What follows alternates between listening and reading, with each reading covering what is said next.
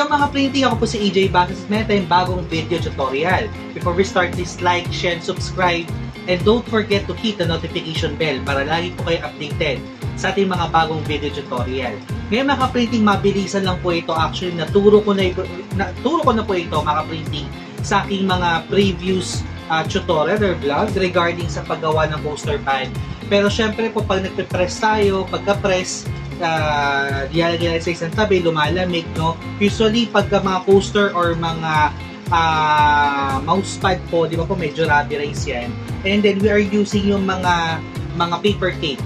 So, once na po ay lumabig, medyo mahirap na po siyang tanggalin, no? Minsan, nasisira na po yung pinaka-backing or nababakbak.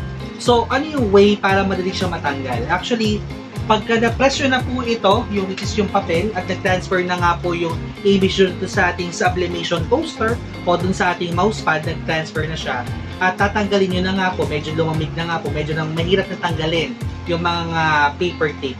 Ang gagawin nyo lamang kung maka-printing, syempre, kung tayo ay nag-press na patalikod, ayan, pag tayo ay nag-i-press ng sublimation, ngayon naman, iinitan lang natin itong mga paper tape na ito.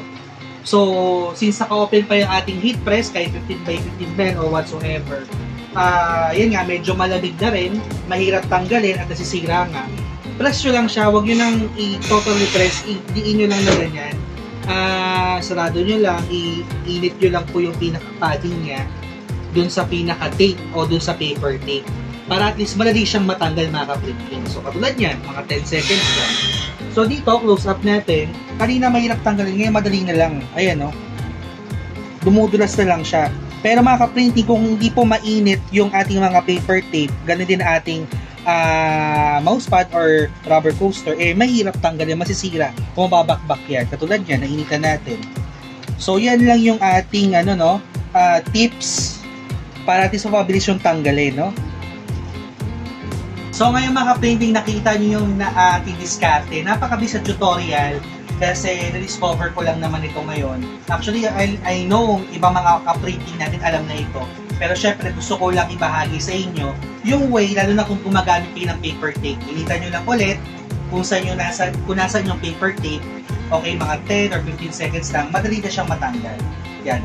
So ngayon nakikita nyo medyo kumakapit ulit, initan nyo ulit, and that's it.